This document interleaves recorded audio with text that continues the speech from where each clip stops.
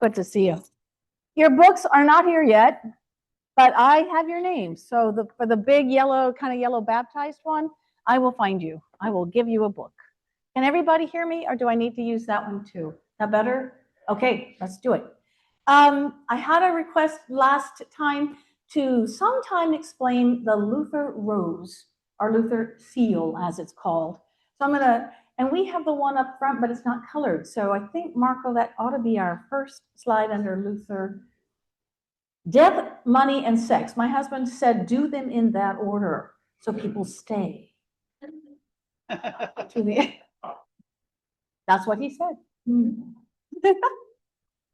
Luther's seal was designed in 1530, and he did use it as a seal so that you would know that was really from him. And it's an expression of, it's sort of a summary of his faith. So the black cross is faith in Christ crucified, saving us. And the red heart is still red, it's living, it's beating, even though the cross pierces it, he said, it is a living heart, because the justified ones live by faith. And then that's a rose, that flower around it is a rose, not a dogwood. Faith causes joy, consolation, and peace. And then the field of blue is supposed to be like a sky, heavenly joy to come. That's future orient. And then the gold ring. Sometimes you see it with these words, the word alone, faith alone, grace alone, or you will see them in the Latin. Sola, the sola scriptura, sola gratia, sola, what's faith? I can think of it in Spanish and not Latin. Okay, faith. Thank you.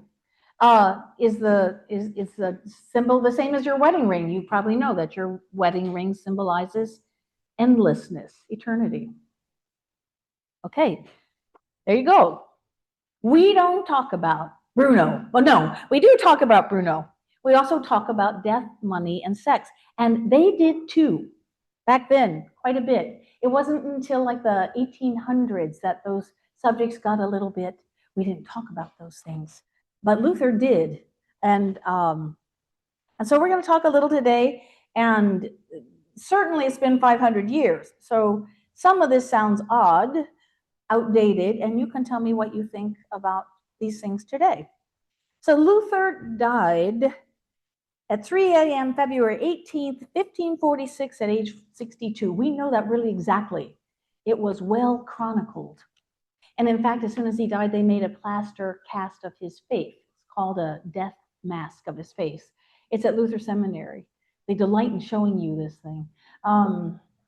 It was chronicled because they were pretty sure that the Catholic Church would say a couple things. He died in terror, which was a sign that the devil had got you and dragged you down to hell before you had a chance to confess your sins.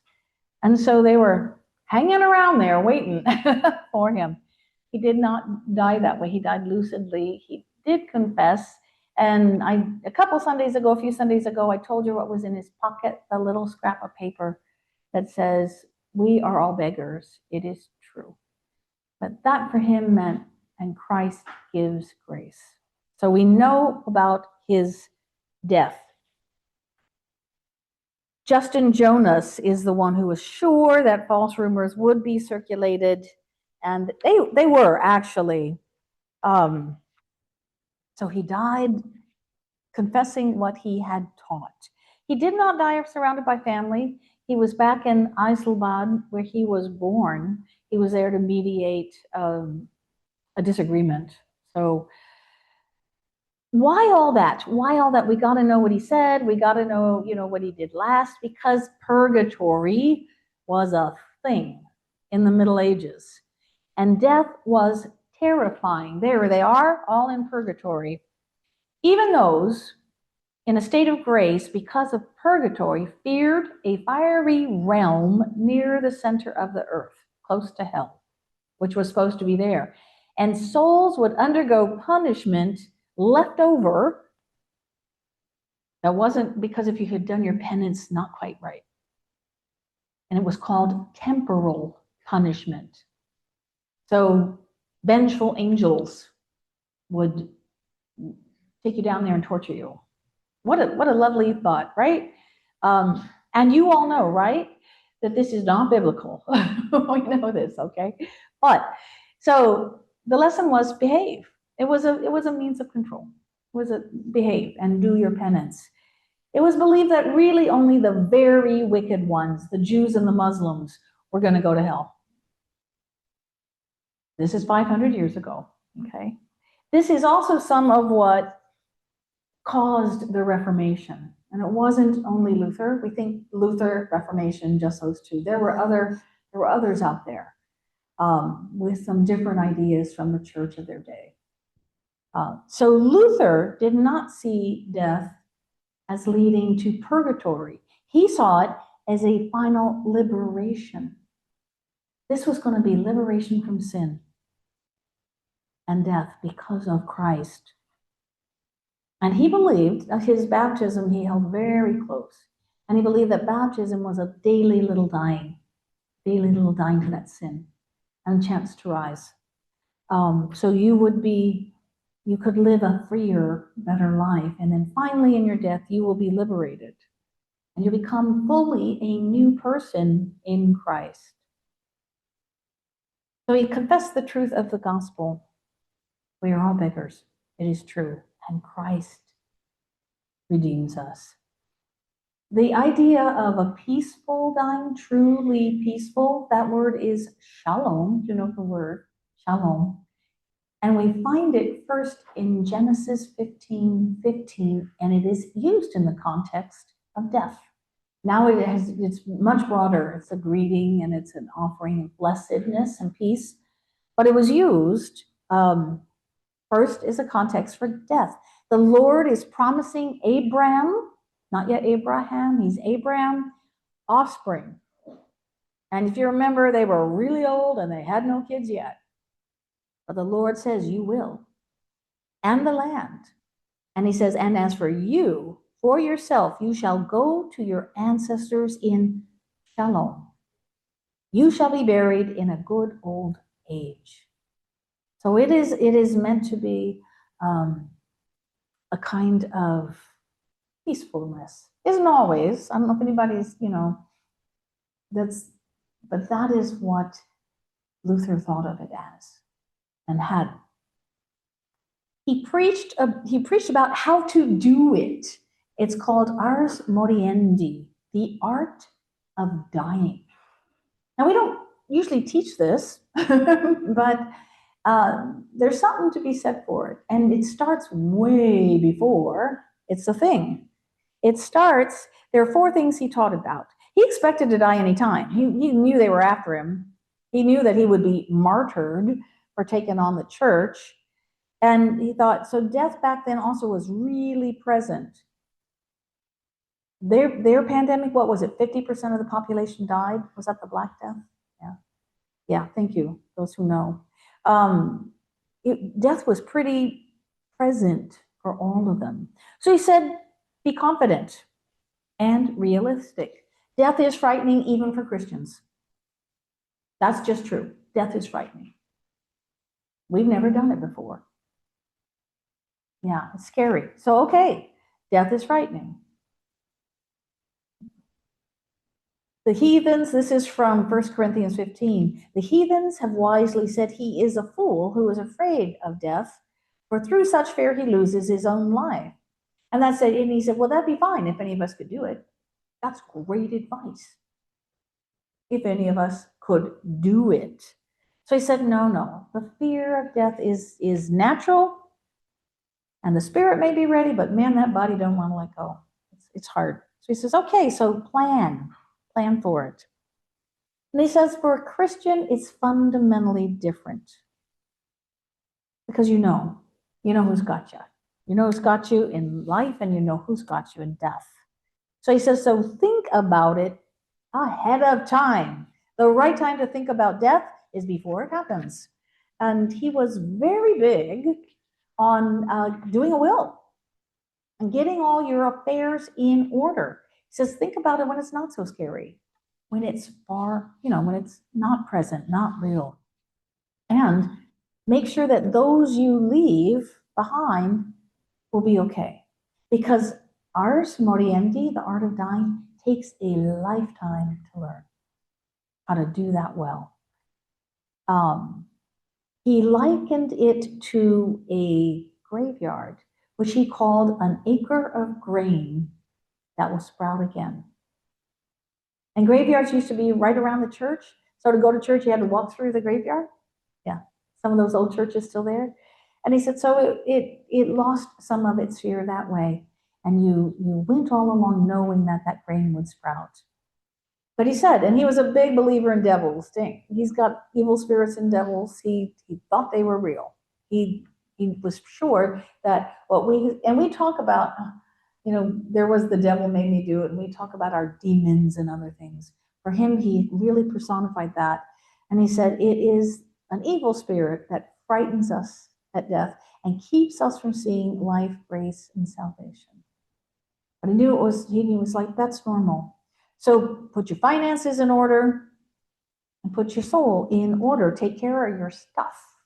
Take care of your stuff.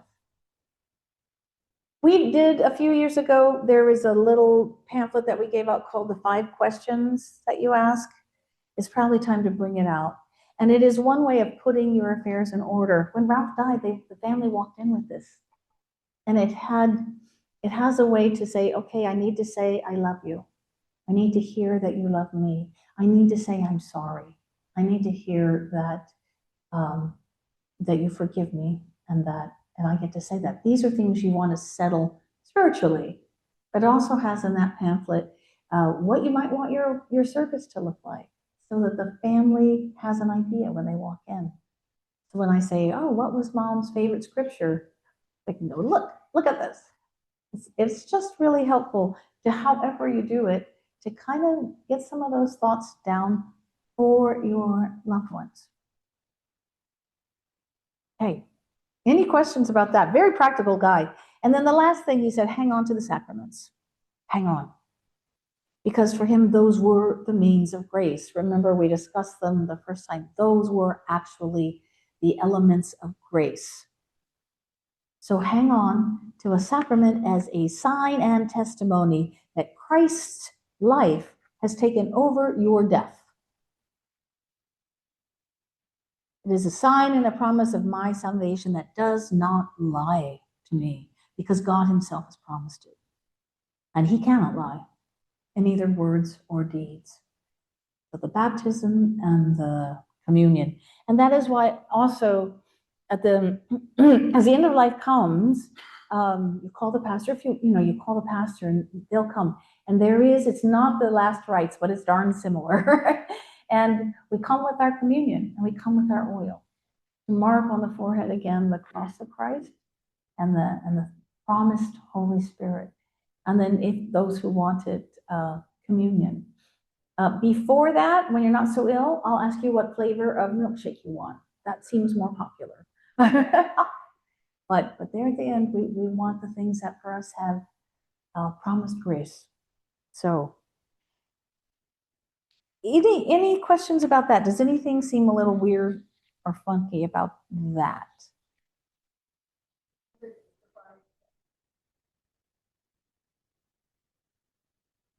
Well, he didn't die by himself, but he didn't die with his family because they were in Wittenberg. He died in Iceland. He had traveled and got sick and died. Yeah.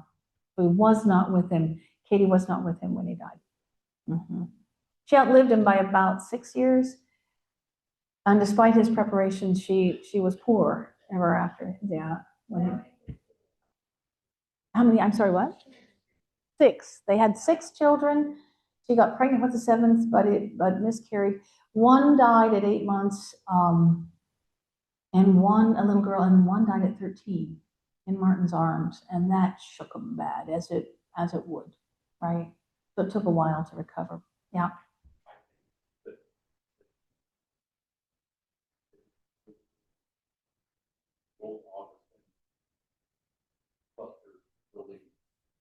Mm-hmm.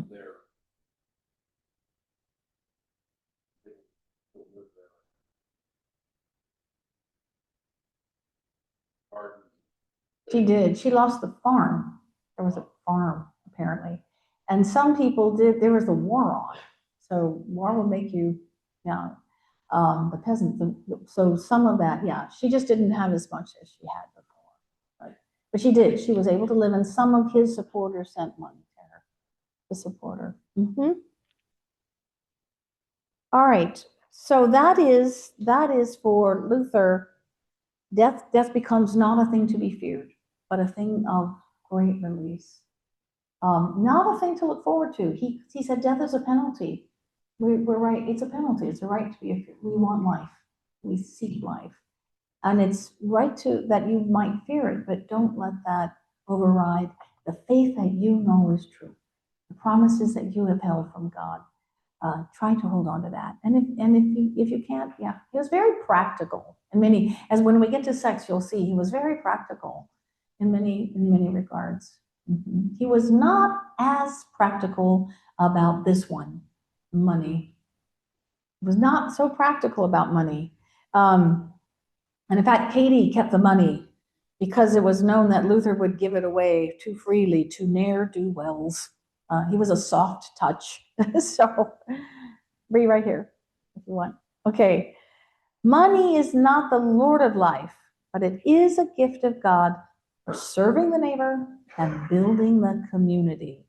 I was looking around to see what Luther thought of money. I'm not a Luther scholar, so if you know that I say something wrong, raise your hand and say, Pastor Deb, I don't think so. Or you can become a Luther scholar if you want to devote 30 more years to the study of Luther. But I looked around and found this video called An Introduction for 6 weeks on money with the ELCA. And it was a 36-minute introduction. So I watched the video, and it looked like it was pretty good, and it looked like it was deadly. But it was really good on financial matters and stuff. So I looked to see how many hits it had gotten. It was posted March 2025. Anybody just want to hazard a guess? 40. Not a lot. We don't talk a lot about money. We have a thought that it's private, that it's divisive, and it can be. But Jesus does talk a lot about money and economics, about 288 times. Jesus did not consider it private. And Luther talked a lot about it too, and most of that we've forgotten. I'll tell you why at the end. He's not known for what he said about money. But that little video and life as we know it does recognize that financial literacy, just simply knowing how to manage it, is a big need. We don't teach this in schools very well. So he's like, you want to teach that. You want to align your values with your pocketbooks. And this was one really good thing that those who had taken that class said about that class. Most places always start with, what's my budget? But the ELCAs starts with, what are my values? What do I care about? So that how I use my money aligns with that. And Luther our values are, this is a gift for serving neighbor and building community. Okay. Anyway, if you want to look it up, just Google 6 weeks on money with the ELCA. This number, I think it's anybody have I had no clue. I had no clue what that number was. But if anybody want to hazard a guess? It's the average credit card debt for Americans. Average credit card debt, which I thought, wow, because that means some people have a lot more that they're carrying, right? And if you're Gen Xer, it's probably is higher by at least $1,000. They tend to have more credit card debt, apparently. The Reformation flipped the world when it came to money, views on money. And Luther was right there. This is also the start of capitalism. So that is why there's a rise of capitalism. He attacked as a counterfeit gospel that your worth depends on how much money you have, or land, or what you do. Because of course that's how we judge people. Oh, they're wealthy. They are worth more, not just by financially, but they are worth more as persons. And he went, yeah, that's wrong. And he was against both monastic asceticism, like the poverty is good. The church was busy saying poverty is very good. And if you're rich, just give to the poor, and that's very good too, because now you're both storing up treasures in heaven. And there was huge inequality of wealth, more than we see, huge inequality of wealth. So to Luther, both sides of that, monastic asceticism and usury, it's called usury, which we still use but rarely. We don't use that word much. We only use it when something is really out of line. Money tree lending. Anybody know the money trees? The interest rate on a money tree can go as high as 390%. Yeah, it can go because it accrues and keeps going, and it can get that high. Well, you can see that anybody caught in that kind of usury is there's no way out, right? Yeah. So he was against that too. Okay. But he's like, no, just because you're poor doesn't mean you're on a preferred path to salvation. And if you're rich and give alms, it doesn't mean that earns you salvation. He was pretty certain that nothing earned you salvation. Nothing. It's a gift. But it was very widespread. For 300 years, Francis of Assisi had been the reigning hero of this kind of thinking. Does anybody know what Francis of Assisi did? Do we have a Franciscan sister among us? What did he give up? Everything. Yeah, true. Wealth. Right. And I think he was born into it. Wasn't he born into money? Yeah. Yeah. Yeah.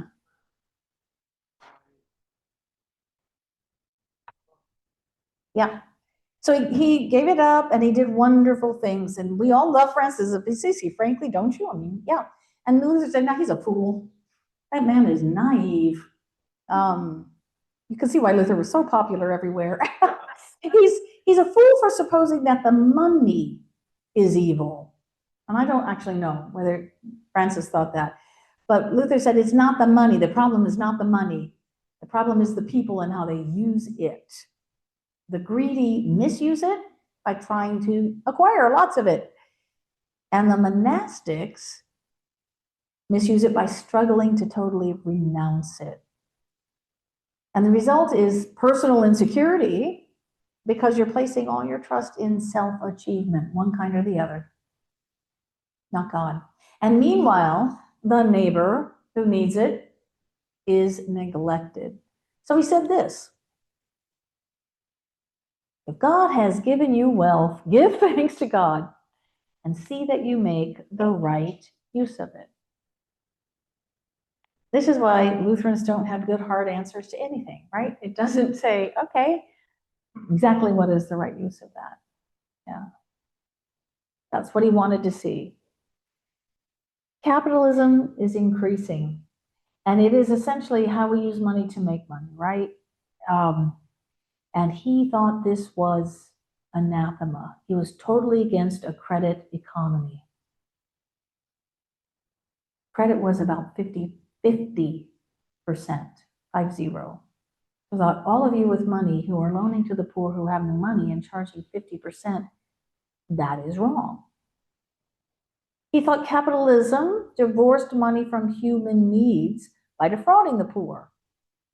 And he said, I don't know if I put this one up there, the world is one big whorehouse, completely submerged in greed. And he advised all the pastors to withhold communion from the greedy people until they repented. So I was never advised that in seminary, so but yeah, he wrote that. He was that against it. He just saw so much social damage because it was taking the control out of the local economy. People would have bartered and loaned. It was taking away a village concept of how we care for and putting a lot of wealth into a few hands. And putting the credit economy put also the power of that wealth into the larger urban cities. How does that sound? That does not sound as different. Yeah, as different. So he thought he wasn't, so he thought it needed to be regulated. He wasn't saying capitalism, well, he said it has to be regulated, or else the greed will override any consideration for what is fair. They thought that. And he said poverty is not spiritual. Poverty is a social issue. Markets need to be regulated. I never knew he said all this about money. Yeah, okay. So if you play Monopoly, there's one little square on the board, and it's called the community chest. Yes. In Wittenberg Church, his church, in 1522, they established the first common chest for the community. And it was funded by church endowments and then public taxes later. And it cared for starving artists, orphans, children of the poor, maidens who needed a dowry in order to get married, could borrow from that. It did fund low interest loans and vocational training. And it caught fire. A year later, there were 9 German towns that had these community chests. He thought Christians, there shouldn't be any begging. Christians should be taking care of each other. There should be no begging. The community chest system in this country is still used by some ethnic groups who don't quite trust banks or have a hard time getting banking without higher rates. I get credit card offers all the time, and people want to loan me money at a pretty good rate. But you know, if you're poor and have debt, you're not getting that kind of mail. It is more expensive to borrow money if you don't have it. Yeah, that's just true. The churches were running them. Mm-hmm. If you look at our ELCA World Hunger, our ELCA Hunger Program, microloans, they're called microloans, do this. And they're little loans that will get you, when we do the little chicks and all that, that is to put people in a business that's sustaining. So they also do microloans for little enterprises. And they like to loan money to women, not exclusively, but they like to own money to women because they know the women will keep the business to take care of the kids. So they've learned that. But we're still doing that kind of business, microlending. I don't think we fund dowries anymore. I've not heard of that. But it was a system where you needed a guy, you needed to marry. We're going to get to that too. But people, anybody here watch Wolf Hall? Well, yeah, Wolf Hall. Okay, there is a scene. I can't remember which episode, where Cromwell is facing some money power brokers who come, and they're looking at him and they're going, "Wait a minute, are you a good Catholic? Oh no, are you an Anglican, or are you one of those Catholics? Or worse yet, are you one of those Lutherans?" No. And Cromwell goes, "Gentlemen, I am a banker." And that was a lot. But Lutheran, the word Lutheran was an insult. Are you a Lutheran? There was a time when that was an insult. Luther, nobody really wanted to do what Luther said. It was going to cost him a lot of money, right? To give up the profits and to regulate and all that. So pretty much the faculties at some of the seminaries said, you know what, this guy doesn't know anything about money. Please, Dr. Martin Luther, just focus on theology. And we've pretty much forgotten that he said much about money. And partly that's because what he really wanted was systemic change. They were okay with the rich giving alms to the poor. A little bit here, a little bit there. They did not want to change the systems that created the inequality of wealth. I don't know if you have any comments on that. So he was not an authority, and we pretty much forgot his early positions on capitalism. Any comments? Anything seem totally out of date? Anything seem uncomfortably familiar? Do we like what he says about money?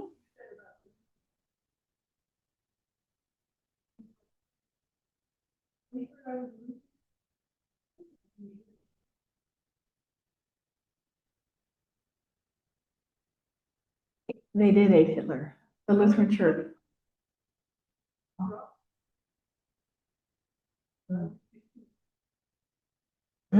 Yeah, yeah. But the Lutheran Church did collaborate at least. They did at least keep hands off of Luther, which is why Bonhoeffer said that's wrong. And we have a Lutheran martyr for fighting that. They did. Luther, in his very old age, Katie said, Martin, quit writing. You're not right in the head. And he did not listen. And he wrote some horrific things against the Jews. So those writings are out there too. Yeah. He's the founder, but he was not perfect by any means. He also wasn't always consistent. So as you go to find out things about Martin Luther, and you know what, none of us are. In the space of a lifetime, what we said at 20, please don't put me on that anymore, what I said at 20. Yeah. And so, of course, we grow and change. So in his right, nobody cares what I wrote when I was 20. It's not recorded anywhere. But as you find those, you will see inconsistencies. His views on the next thing changed a lot after he got married, and that would be sex. How we doing? Oh, okay. God is also the God of bodies. And there's some wonderful things on, and this is one of the titles of one of the in the Journal of Lutheran Ethics. It's a pretty extensive article on that. And there are a couple other ones. There is a copy of the executive summary of the ELCA's position on sexuality. The summary is 4 pages. But if you want to read the whole of it, or you can make a copy of the summary, or you can go on elca.org and look for the position papers, because a lot has happened since Luther's time. So this will probably sound kind of dated. However, for his day, there was a woodcut like that of Luther the Wild Man, because his views, both on money and on sexuality, were very advanced for his time. For his time. I couldn't find that woodcut. I got to find it. If anybody finds Luther the Wild Man, please send it to me. So Christianity, as you may have noticed, has a conflicted relationship, right, with physicality. Celibacy, lifelong virginity, these are marginal spiritual practices, marginal in the early church, that became the ideals in about Martin's time. Holy orders, vows of celibacy. The priests early on were allowed to marry. And then the church said no and put a stop to that. So they became, those practices on the outside became really prevalent in the church. And neighborly love was supposed to take the concrete form of taking care of each other, particularly the suffering and needy. But flesh became something that was considered the prison of the soul, and it got in the way of you being devout. And this goes to Paul, St. Paul's writings. He struggles with that word, and we get it translated all the time as evils of the flesh. It's 2 different words. There's flesh and body. But in medieval times, they were always struggling to survive. There wasn't a lot of food. There was disease. And so it meant that the body was always in a state of volatility. So the Catholic Church, was trying to mitigate all that danger. And so they made it really structured. There's fasting, there's sexual abstinence, there's vigils, there's prayers. All of these are to overcome temptations of evil, fleshy desire. How do we transform fallen flesh in the light of the integrity of the body that God created and said of his creation, this is good? So you have this horrible conflict and paradox that screws up our heads a lot. It does. It messes with them, right? The church was trying to repress. It didn't work very well. There was rampant sexuality in Luther's day outside of marriage. Rampant. A lot of it from people who had taken vows. Luther was a monk. He took that vow. And he practiced abstinence and mortification of the flesh. That took all kinds of different weird, people would flog themselves, self-flagellation. They would go around with pins stuck in them. So they would do these things. And it was in order to try and control what are pretty natural urges. Yeah, right? They don't work well. So Luther was a monk. And because then Katie changed all of that for Luther. She also changed his bed, which he hadn't changed apparently in years. Like clean sheets, yay. He just refuted monasticism. He just lambasted it, saying this is a practice of the church. This is not biblical. That kind of set aside orders. And he passionately defended married life. See what a little touch of sex will do for you. He also rejected and one of the reasons he did, because there was a lot of use of prostitutes, with the sense that, oh, it's just a prostitute, it's not really sex, right? And also because, these sound weird to us, right? Yeah. And because of the other thing they did not have, birth control. So you had a lot of babies. When we lived in Italy, I went to a convent. I don't know if you were on that trip. I went to a convent. There was a convent on one hill and a monastery on the other. And the tour guide said they found a lot of baby bodies in the middle of the valley. And I was astounded and horrified. Like, oh, really? There was a lot of it. Okay. So that's why he said marriage is a good thing.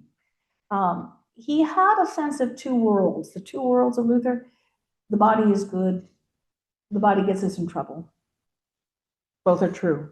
And he says it's an intrinsic part of being human, of course. And it falls on the way he'd explain this is good. He says it's creation. God created the whole world. Every step along the way, God says that is good. When he creates humans, he says that is very good. But we're not always good, are we? Well, okay, you all are always very good. Only I. Yeah. Okay. Well, we know that. We know that it's true. But he said, it's like money. It's not the thing itself. It's how we use it. Sex is like money. It's not the thing. It's how we use it. Well, and we go, well, duh. It's good stuff.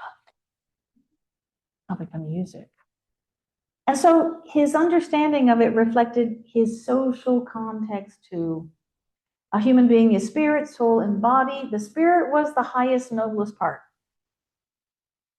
Males were superior in the natural things. And he was very into gender roles, very much into gendered roles. This is partly reflecting what a woman could do in society. There were two ways to earn a living, and one was prostitution, and the other was to get married. So there weren't a lot of options. So he was big on marriage. This, believe it or not, was advanced for his time, because most of them were still buying into Aristotle's theory that anyone born a woman, it was just a botched male, it didn't come out right. Something went wrong in that biological process.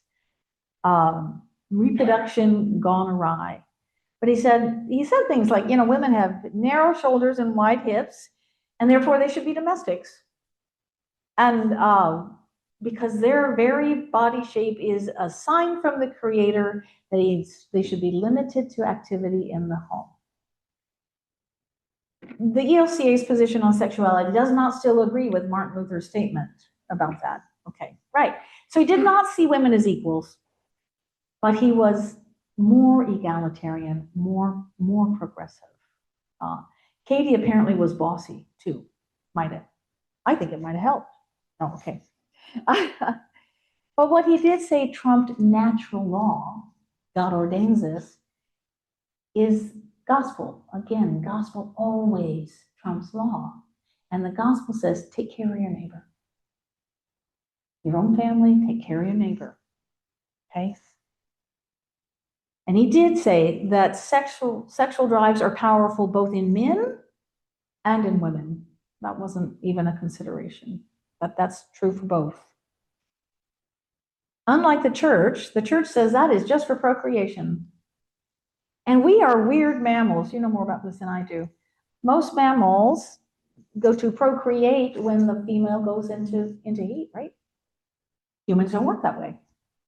So he said, oh, this is a good thing. It is not just about procreation. We are not made like that. So it is not just for that. He considered marital sex as a positive good in itself, not simply because it leads to procreation, but sex increases the affection between spouses and promotes harmony in domestic life. That is not everyone's experience, but it was his, apparently, and that's what he thought of it. So marriage, remember, he said marriage is not a sacrament, not a sacrament, but he thought it was an ideal estate, and especially in comparison to the other options. And in our small catechism, if you have that small catechism, it doesn't say it as explicitly, but God daily and abundantly provides shoes, clothing, food, drink, a house, a farm, a wife and children, or a spouse and children, all these things, because they are necessary for the nourishment of the body. His view of marriage, what it is a safest way to channel this powerful thing. The safe way. And he said this about life with Katie. We are permitted to laugh and have fun with and embrace our wives, whether they are naked or clothed. All my life, I was raised hearing the thing that Luther said that he wanted to die. He wanted the second coming to happen when he was in a sexual embrace with Katie. I thought that was true. I could not find that anywhere. Man, I wanted that to be true. But a lot of people, Luther could not have said everything we attribute to him, but apparently there's no, and it says there's no evidence that he said that. So we don't have that as a quote. That one they can prove. He made a big difference, and if you go to read him, you need to understand the words continent. It doesn't mean we don't need depends. It's not about leaking. It's about refraining from sex. And chaste, which we usually think of as refraining from sex, means refraining from sex outside of marriage. So he called for chastity, not continence. But those words have changed in how we use them. And this comes from Paul. Paul was like, yeah, don't get married unless you absolutely have to. But if you can't handle yourself, get married. It's the best thing to do. It's better than creating all kinds of problems out there. So go get married. Both thought that was a civil matter. Marriage should not be the prominence of the church. Don't get caught up in that. It's a mare's nest. It's a mess. Just let the state do it. And core to that was also his theology of faith and grace. Education for all Christians, really big one. That thing was written in the language for use in the home. So his insistence that we were both saints and sinners is also part of that. It's true in all regards, true this one. He spoke against homosexuality, called it sodomy. He is a creature definitely of his day in that regard, totally against it. And he lumped all things he considered unacceptable under that. Everything he didn't like was sodomy, okay? Acts against nature, the laws of hospitality, respectability, it was a long list. So, fondling, caressing, rubbing things that like, what? He lumped them all in there. So his views on what was okay sex, he never said exactly what was okay. He said what wasn't, and that list is long. Any act that defiles not only my body, but another's, that was not okay. Why not? What am I not? Anything that hurts another is not okay sex. And we have that too in laws of consent, right? As I said, there was another way a woman could earn her living. She could go become a nun. And that's where everybody knows that's where he found Katie, right? Yeah. They sprung him out of a convent in a wagon, and she came to live in Wittenberg, and she was single for 2 years. They got engaged and married on the same day. So he considered the vow of celibacy to be this, the devil's own tyranny. because of the effect it had on society and other people. And so he thought that divorce was okay in some circumstances. Bigamy was preferable. Bigamy was better than divorce. But divorce was okay if a wife found herself married to an impotent husband. What should she do? Well, she should seek another one, marry one more suitable and satisfying. Of course, she should get a divorce. But what if the impotent husband doesn't agree and refuses to let the wife divorce him? Well, with the sufferance of her husband, with his okay, he's not really a husband anyway. He's just a guy living under the same roof. She should have intercourse with another, perhaps the brother. And then the children should be regarded as rightful heirs. Okay, you can agree with that or not, but what is happening here? What is the concern here? Not just the sex. What's the concern? Property. Yeah, exactly right. Property and heirs. Yeah. Your children were your Social Security net. Didn't have Social Security. That's who took care of you in your old age. Had to have children. That lasted a really long time. And in many, many places in the world is still true. The safety of your old age depends on your heirs. So you can see this is like, well, that sounds weird to our ears and immoral to our ears, but he's looking at the whole social system in which he's surrounded. We can agree or not. And what I'd like to do, we don't have very many minutes left. I'm sorry, it was a lot of me talking. I'd love to hear your thoughts of if anything he said about death, money, or sex is still relevant for us today. Or is it just all 500 years out of date? Oh. Yeah, Phil. So his observation about the use of money between the rich and the poor Yeah. is relevant to today. Okay. Because you can see both, in my experience, most of it is transactional, whether it's from a government contract, whether it's from a private foundation that has specific goals and objectives, or whether it's from major donors who want to accomplish something specifically that's independent of actually what's happening necessarily on the ground. Yeah. So as I was listening to that, I'm like, that's still here. We all know you made your living in nonprofits. Okay, that's good. Thank you. Anybody agree, disagree? Want to relegate Phil to only dealing with theology because he knows nothing about money? No, I'm just kidding. Like they said to Luther. Any other thoughts? Chris, you had your hand partway up. And Amy does too then, Marco. Not coming from a nonprofit world, Yeah. but I think what he said about money is a universal truth, and sort of falls in the category of there's nothing new under the sun. You know, the rich get richer and the poor get poorer, and we're seeing it every day. So I thought a lot of what he said maybe didn't age well, but that certainly has. Amy had her hand up. Oh, I'm sorry. You would. I have a question. When Dan talked about trying to ask for communion again with that, remember he went to the chaplain or the captain, and the captain said something about that horny German guy or something. Is that why? Is it because he had he talked about it?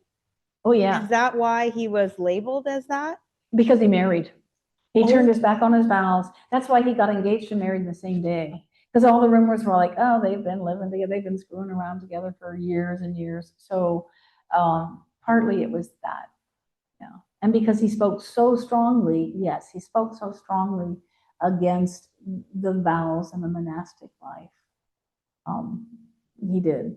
So I'm not saying we have to agree with him and everything. It's interesting that we may better take what he said about death and money than what he said about sexuality. But at the time, that's why they thought he was a wild man.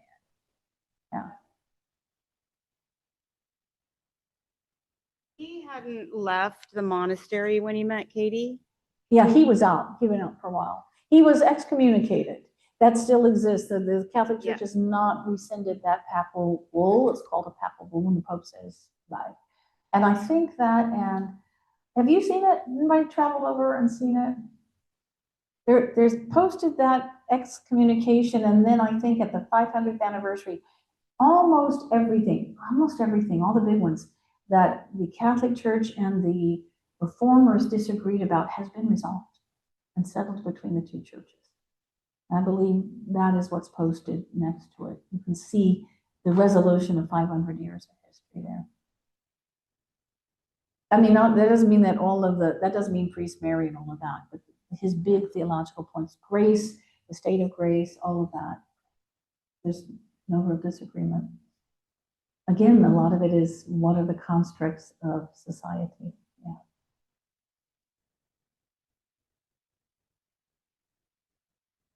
Anything else?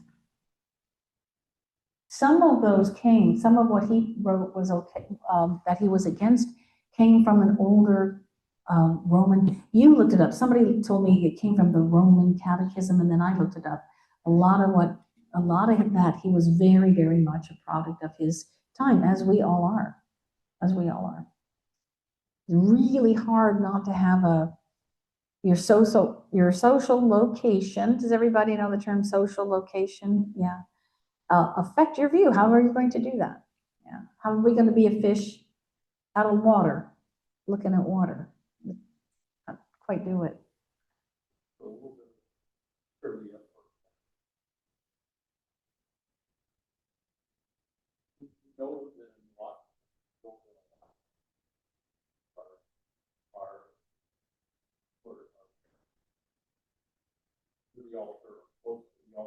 Mhm.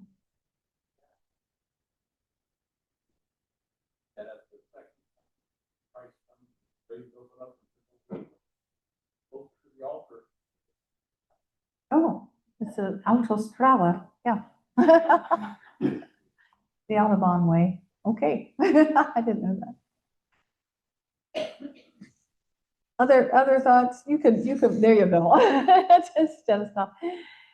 I want to thank you all for sitting through catechism. You have accomplished no.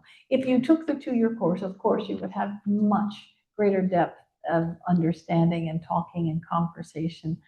But to have some sense of understanding of both the historical setting and why what we say is what was said then, and what does it mean for us, especially what does it mean for us now? What does this mean? In my context, in my world, what does that mean? What does it mean? God was good to me and I have money. I have to use it well. What does that look like? What does it mean? Who is my neighbor? We wrestle that one all the time. What does it mean? Inequality of wealth. What does it mean? Sexuality is a gift when it's used well. All of that we get kind of left. And the church wrestles too. We were talking about this last night because we were talking about the evolution of the church on the lesbian gay issue, and which has happened in our lifetimes and in most of us adult lifetimes, where we gathered and read white papers, read the Bible, and decided the way we decided. But it was uneven. We didn't do it all in one leap. We went through some times. Yeah. So I can see where when confirmation is on the 8th, Mhm. so Yeah. Yeah, it would. We learn a lot between the age of 14 and anything after that part. Yeah. Yeah. People were getting married very young back then.